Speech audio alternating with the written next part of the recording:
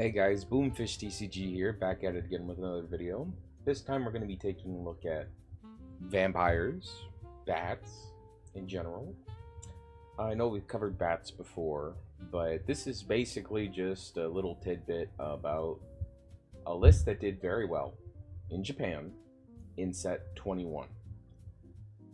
Or no, set 20, which is a very high point for this, because as you can see, I have not changed anything for this deck, right? This is the exact list.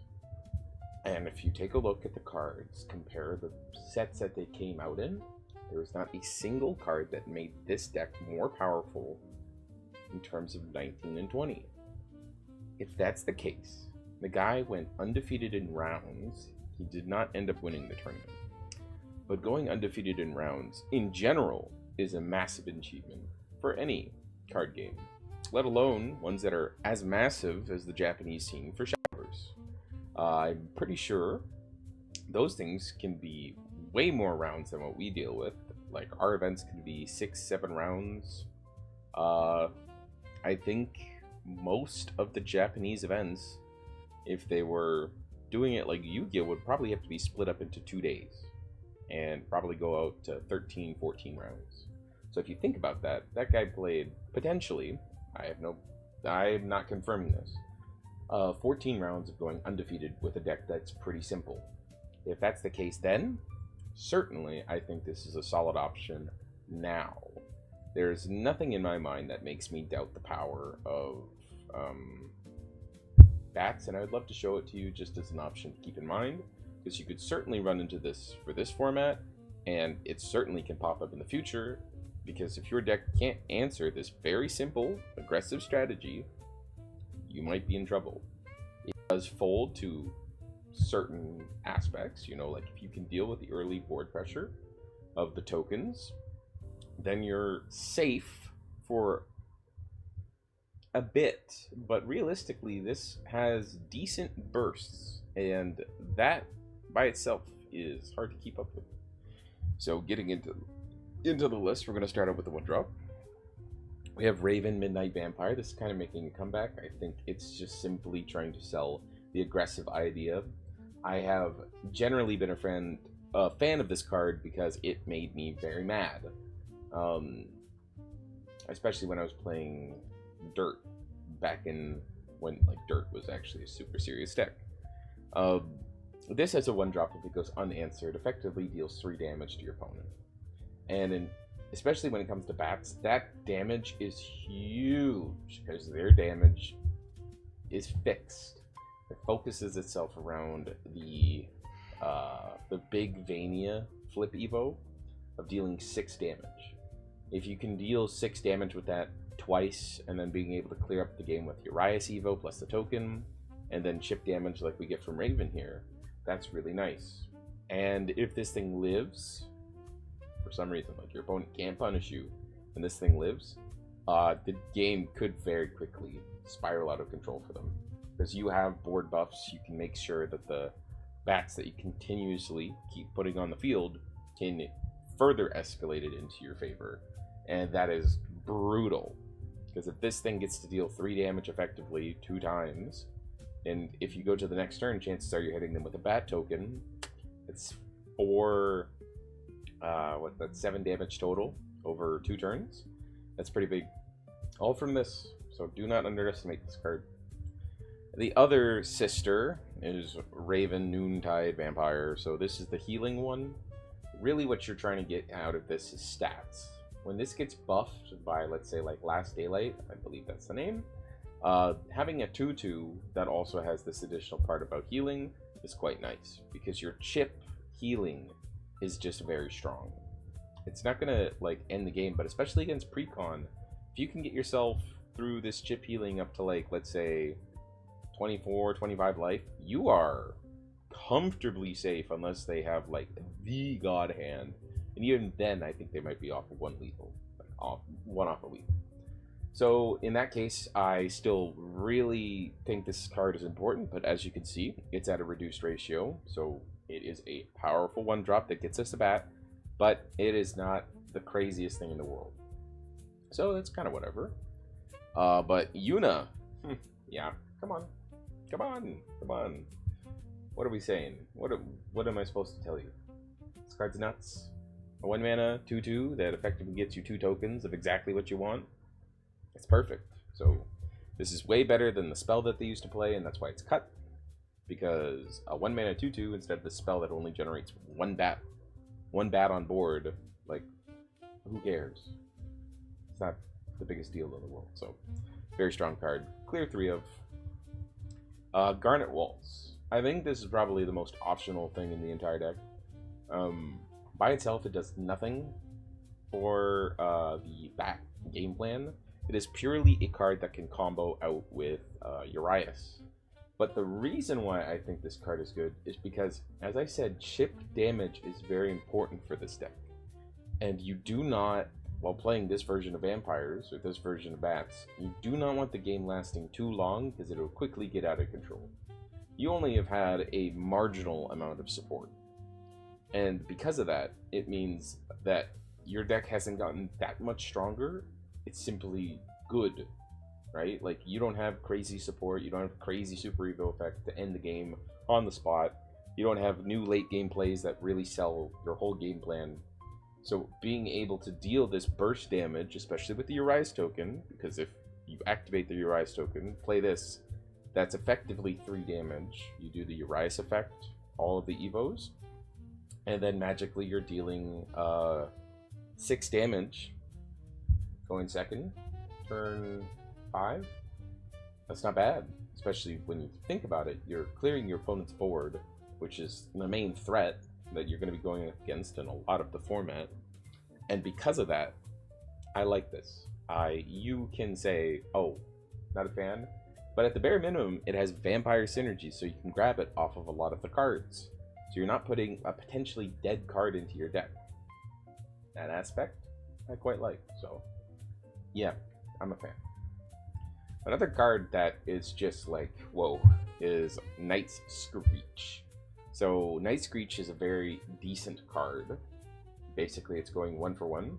And then if you give the basic synergy that this deck looks for, which is 5 vampires in the graveyard, which is not hard to do, all of a sudden you have something that has Rush Assail, +2 attack, Rush, and Assail. When you can later give these bats Storm off of your Super Evo effect, that is very, very nice. It is not hard to make that deal 4 damage Storm, especially when it comes to the rest of your board that you have. That can get some pretty nice lethals, especially if you have multiple copies. That's not bad at all. That's 8 damage right there. So, nice card. Everything about this is good. But yeah, it's a very nice card. And another thing that I'll put up on the screen is a card that I've kind of been convinced on. It is a 1 mana amulet that allows you to draw and discard a vampire. So like you discard first and then you draw. But it also has the effect of being able to sack itself and summon a bat. Effectively, that is turn 1 getting 2 vampire cards in the graveyard. That's really solid if you consider the synergies I've been talking about. Like, if we take a look at the 1-drops that we already have in the deck, they don't really provide that kind of grave resource. And because of that, in my opinion, you really look at that. You consider it, and if we're taking a look at, let's say, the Raven as a weak point, the amulet might be able to replace that, but it won't replace the healing. I would not be surprised to see vampires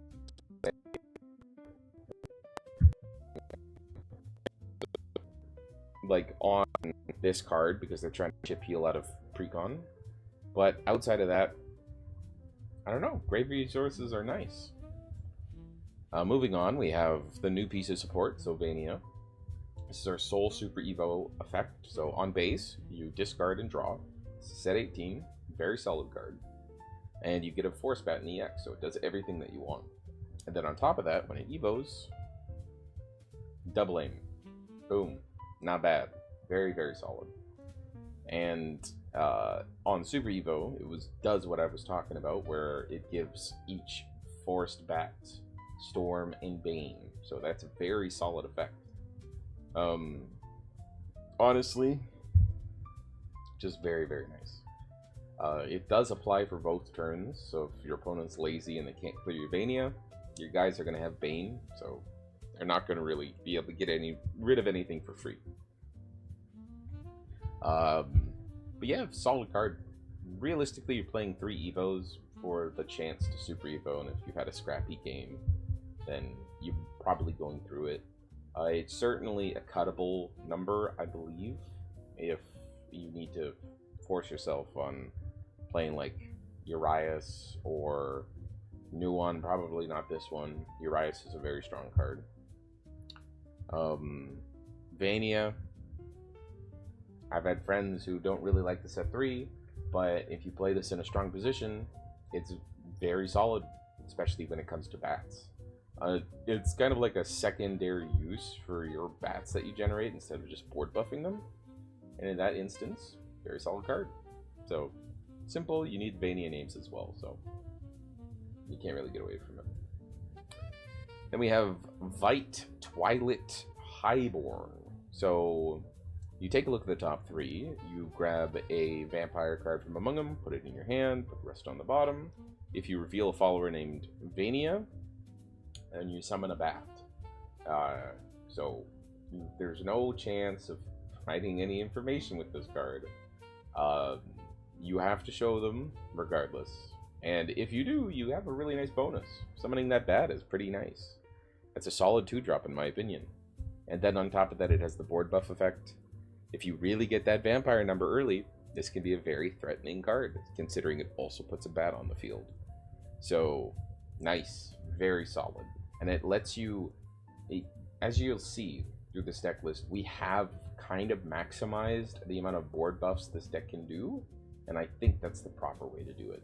Outside of the amulet I was talking about, because we could really get that vampire number early because of the amulet, so keep that in mind.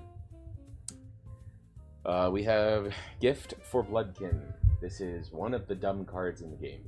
You can play for free. It draws, and it summons bats. Yeah. Sometimes you're going to play it when you don't have one of the conditions or neither of them.